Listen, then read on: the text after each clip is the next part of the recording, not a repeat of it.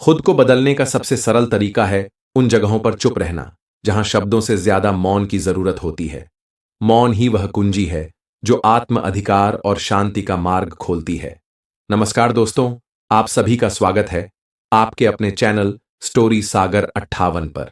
तो चलिए बिना किसी देरी के बढ़ते हैं आज की इस वीडियो की ओर। संध्या काल का समय था। गुरु अपने सभी शिष्यों को बुलाते हैं और कहते हैं, कल सुबह सब लोग नदी में स्नान करने के बाद तुरंत हमारी कुटिया के सामने उपस्थित हो जाना।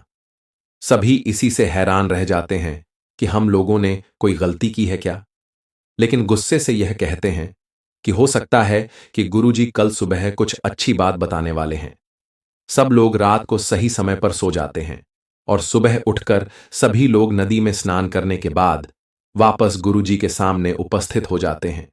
गुरु कहते हैं, आज हम तुम सबको चुप रहने के फायदे के बारे में बताऊंगा। गुरु कहते हैं, 10 मौके जहां पर चुप रहने से होता है लाभ और बोलने से नुकसान। गुरु कहते हैं, अगर आप इन 10 मौकों पर शांत हो गए यानी मौन हो गए तो आप जो चाहेंगे वही मिलेगा और आपकी जिंदगी में चमत्कारिक बदलाव शुरू हो जाएंगे। जरूरत से ज्यादा बोलना या चुप रहना दोनों ही अच्छी बात नहीं है। जैसे जरूरत से ज्यादा बारिश हो जाना या फिर धूप, दोनों ही दिक्कत देती है। उसी तरह अनावश्यक बोलने से भी काफी नुकसान होता है। गुरु कहते हैं, पहला ऐसा मौका जहां पर व्यक्ति को चुप रहना चाहिए, बिना तथ्य के ना बोले। अगर आपके पास कोई तथ्य नहीं है तो वहां चुप रहने में ही भलाई है। चुप बैठने से दिमाग में नई कोशिकाओं का निर्माण होता है और इससे ज्ञान की वृद्धि होती है। बोलने में भलाई वही है जहां आपको किसी चीज के बारे में पूरा ज्ञान हो। अगर आप बिना तथ्य के कहीं बोलते हैं या फिर बेवजह बोलते हैं तो आपका वहां मजाक भी बन सकता है। अगर आपके पास पर्याप्त जानकारी नहीं है, ऐसी जगह पर बोलने से ना सिर्फ आपका मजाक बनेगा बल्कि लोगों का भरोसा भी आपसे उठने लगेगा। इसलिए ऐसी जगह पर शांत रहो जहां तुम्हें पता ना हो कि क्या बोलना है और क्या नहीं। कई बार कुछ लोग ऐसे होते हैं जो हर जगह अपनी उपस्थिति जताने लगते हैं। उन्हें पता नहीं होता कि हमें क्या बोलना है, लेकिन फिर भी बोलते जाते हैं और फिर बाद में दूसरे लोग उनके जाने के बाद उनका मजाक उड़ाते हैं। जब तक आपको उस तथ्य के बारे में अच्छा ज्ञान नहीं है तब तक चुप रहना ही ज्यादा समझदारी है। गुरु ने कहा, दूसरा ऐसा मौका जहां व्यक्ति को चुप रहना चाहिए, शब्दों से ना पहुंचे ठेस। अगर आपके शब्द किसी को मानसिक ठेस पहुंचा रहे हैं तो वहां चुप हो जाना चाहिए। कमजोर व्यक्ति के बारे में कुछ भी बोलकर आप महान नहीं बन सकते। महान आप तब बनेंगे जब किसी कमजोर का साथ देंगे। कई बार कुछ लोग अपने से छोटे व्यक्ति को भला बुरा कहते रहते हैं। सामने वाला इंसान कद से आपसे छोटा है, वह आपको कुछ नहीं बोलेगा, लेकिन आप उसकी नजरों में गिरते चले जाएंगे। हो सकता है कि कल वह भी आपसे पद में बड़ा हो जाए। जब वह पद में बड़ा हो जाएगा तो आज जो रवैया आपका उसके साथ है, आने वाले समय में वह भी आपके साथ वही करेगा। आप किसी को नीचा दिखाकर बड़े नहीं बन सकते। बड़ा बनना है तो अपने से छोटे लोगों की इज्जत करना सीखें और साथ ही साथ बड़ों का भी सम्मान करना चाहिए। कुछ लोगों को लगता है कि अगर वह अकड़ कर बोलेंगे और सामने वाले को नीचा गिराने की कोशिश करेंगे तो वह बड़े बन जाएंगे, लेकिन यह उनकी भूल है। बड़े होने की बजाय आप उनकी नजरों में गिरते चले जाएंगे। गुरु ने आगे कहा, इसीलिए शिष्यों, तुम सब जब भी बोलना आदर भाव से बोलना ताकि तुम्हारी बात लोगों को अच्छी लगे। बोलने में भाई बहन, माता पिता, मित्र इत्यादि संबोधन शब्दों का इस्तेमाल जरूर करना। इससे तुम्हारी मान प्रतिष्ठा तो बढ़ेगी ही, साथ ही साथ लोगों की नजरों में तुम समझदार व्यक्ति बनते जाओगे। गुरु ने आगे कहा, तीसरा मौका जहां पर व्यक्ति को चुप रहने में ही भलाई है, क्रोध या घृणा करने वाले लोग। जब कोई अपना या सगा संबंधी आप पर क्रोध कर रहा हो, आपका अपमान कर रहा हो, तो आपको उस वक्त चुप रहना चाहिए ताकि सामने वाले का गुब्बारा पूरी तरह से फट जाए। आप यदि सही हैं तो उसे कतई माफीनामा ना दें और चुप रहकर ही सही समय का इंतजार करें। वह खुद आपसे माफी मांग लेगा जब उसे अपनी गलती का एहसास हो जाएगा। गुरु आगे कहते हैं कि अगर आपका कोई सगा संबंधी आप पर क्रोध कर रहा हो और आप उस समय शांत हैं तो यह आदर सम्मान देने की निशानी होती है। इससे ना कोई छोटा होता है और ना ही बड़ा। अगर आपको क्रोध आ रहा है तो आप या तो वहां से किसी का अनादर किए बिना चले जाएं या फिर चुप रहें। क्रोध करने से आपके रिश्ते खराब होंगे। क्रोध करने से हमेशा क्रोध करने वाले व्यक्ति का ही बुरा होता है। गुरु आगे कहते हैं कि एक बार की बात है, एक सांप जंगल से भागते हुए किसी राजा के घर में पहुंच गया। लोगों ने छेड़खानी की तो वह बहुत ही गुस्सा हो गया, जिससे घर में जो तलवार पड़ी हुई थी उसी को लपेटकर कसने लगा और धीरे धीरे उसका पूरा शरीर कट गया। ठीक उसी प्रकार हमारा गुस्सा भी हमारे शरीर को तलवार की भांति काटता रहता है। गुस्सा ध्यान से खत्म होता है। प्रतिदिन अगर आप ध्यान की मुद्रा में बैठे हैं तो आपका गुस्सा आपके नियंत्रण में रहेगा। गुरु आगे कहते हैं कि यह तो एक तरीका है कि आप प्रतिदिन ध्यान का अभ्यास करें। इससे आपके शरीर में जो हार्मोन्स गुस्से को बढ़ावा देते हैं वह सब तुम्हारे नियंत्रण में रहेंगे, जिससे शरीर गुस्से पर आसानी से काबू पा लेगा। लेकिन एक तरीका यह भी है कि जब भी आपको गुस्सा आए तो आप यह समझने का प्रयास करें कि क्या मेरा गुस्सा जायज है या नहीं, हमें वहां पर बोलना चाहिए या नहीं। जब आप खुद इस बात का आकलन लगा पाएंगे तो आपको खुद पता चल जाएगा कि हमें गुस्सा करना चाहिए या नहीं। फिर भी अगर आपको गुस्सा आ रहा है तो आप वहां से हटने का प्रयास करें, वहां से दूर चले जाएं। धीरे धीरे समय के साथ आपका दिमाग शांत हो जाएगा। गुरु ने कहा, चौथा, ऐसा मौका जहां पर इंसान को बहुत ही समझदारी के साथ काम लेना चाहिए, वहां पर आपको चुप रहना, जहां पर उस मुद्दे से आपका कोई संबंध ना हो। अगर आपका किसी मुद्दे से कोई संबंध नहीं है तो वहां आपका चुप रहना बनता है। बिना किसी वजह अगर आप दूसरे के मुद्दे पर बोलेंगे तो यह आपके लिए अनिष्टकारी होगा। इसमें केवल और केवल आपका ही नुकसान है। जल्द ही आप किसी दो लोगों के बीच हो रहे विवाद में अपनी टांग ना अड़ाएं। अगर सामने वाला आपको बुला रहा है अपना झगड़ा शांत करवाने के लिए तो ही आप वहां पर जाएं। किसी की व्यक्तिगत जिंदगी में दखलंदाजी नहीं देनी चाहिए जब तक कि वह व्यक्ति आपको नहीं बुलाता है अपने झगड़े को शांत करवाने के लिए। कुछ लोग फालतू में दूसरे के विवाद में कूद पड़ते हैं।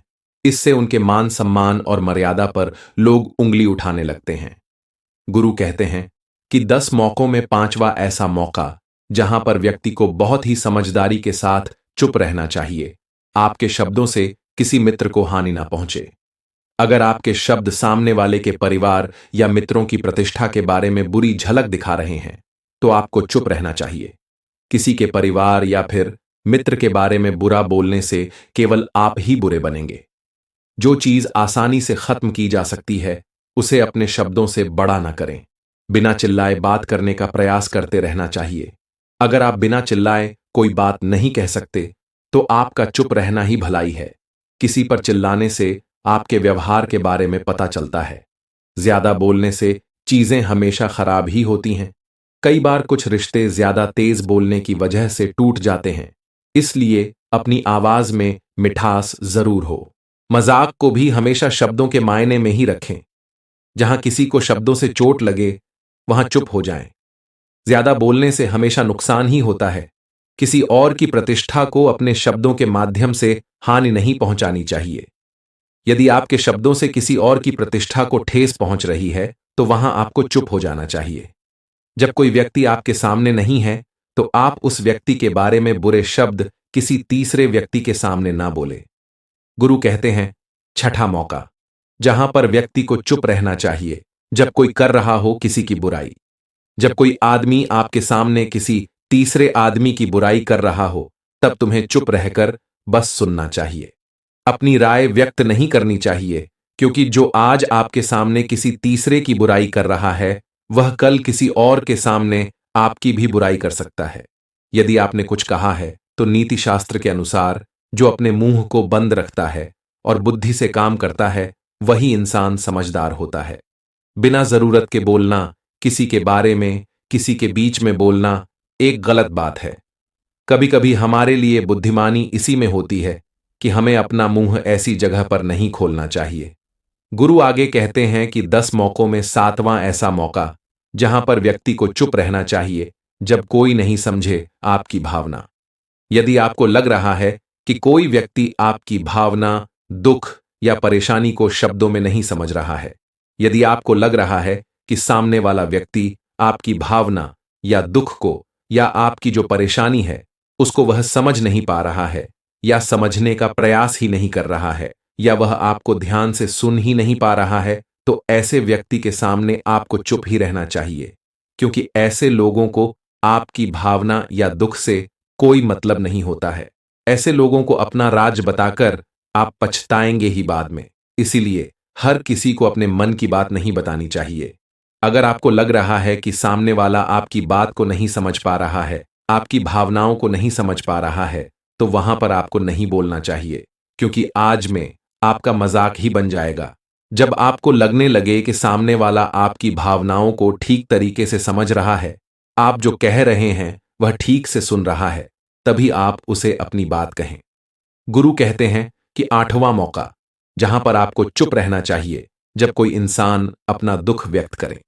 यदि कोई इंसान अपने दुख या परेशानी को आपको बता रहा है, तो इसका मतलब यह है कि वह आपको अपना समझ रहा है। ऐसे में तुरंत ही उसे समाधान बताने के बजाय चुप रहकर उसके दुख या समस्या को सुने। उसके दुख या समस्या को किसी और को ना बताएं। वह इसलिए नहीं बता रहा है कि उसकी समस्याओं का समाधान कर देंगे, बल्कि वह इसलिए भी बता रहा है कि सामने वाला उसकी बात को समझ रहा है। कई बार बताने से दुख कम हो जाते हैं। वह आपको अपना दुख इसलिए बता रहा होगा कि उसे लग रहा है कि आप उसकी बात को समझ रहे हैं। दुख बांटने से कम हो जाता है। इसलिए जब कोई व्यक्ति अपना दुख आपसे व्यक्त करे, तो आप चुप मारकर उसकी बात को बहुत ही ध्यान से सुने, ताकि उसके दुख कम हो जाए, उसके मन का बोझ हल्का हो जाए, क्योंकि उसके मन में जो भी बातें थीं वह आपको सब बता दिया। गुरु आगे कहते हैं कि 10 जगहों में 9वीं ऐसी जगह है जहां पर आपको चुप रहना चाहिए, जहां पर दुष्ट प्रकृति के लोग रह रहे हों और गाली गलौज कर रहे हो, तो आप वहां पर मत जाइए। ऐसी जगहों से आप चुपचाप निकल जाएं, अर्थात अपनी प्रतिक्रिया दिए बिना आप वहां से चले जाएं, क्योंकि जिसकी जुबान खराब होती है, जो दुष्ट प्रकृति के लोग होते हैं, उनको आप ऐसे समय में नहीं समझा सकते हैं। जब उनका दिमाग पूरी तरह से शांत हो जाए, तभी वह आपकी बात सुनेंगे। इसलिए जहां पर दुष्ट प्रकृति के लोग आपकी बात को ना मानते हो और ना ही सुनते हो, तो आपको वहां पर नहीं बोलना चाहिए। गुरु कहते हैं कि 10वां ऐसा मौका जहां पर आपको शांत हो जाना चाहिए, अपनी सफलता का राज हर किसी को ना बताएं। कई बार होता है कि कुछ लोग जो सफलता को बहुत ही जल्दी अर्जित कर लेते हैं, वे हर जगह अपनी सफलता का ढिंढोरा पीटने लगते हैं। ऐसे में क्या होता है कि कई लोग आपकी सफलता से खुश नहीं होते हैं। अगर आप अपनी सफलता का जबरदस्ती लोगों में ढिंढोरा पिटवा रहे हैं, तो लोगों की नकारात्मक ऊर्जा आपको प्रभावित कर सकती है। जब आप सफल होंगे तो सबको पता चल जाएगा कि आप सफल हो गए हैं। ढिंढोरा पीटने से नुकसान आपका ही होगा। इतना कहकर गुरु ने कहा, शिष्यों, आज के लिए बस इतना ही। अगर तुम सब मेरी इन 10 बातों को अपने जीवन में अपना लेते हो, तो तुम सब काफी हद तक परेशानियों से बचे रहोगे।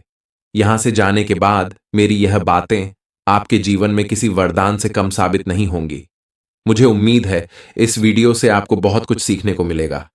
अगर आपने अभी तक हमारे चैनल को सब्सक्राइब नहीं किया है, तो जल्दी कर लें, ताकि ऐसी ही वीडियो देखने को मिले।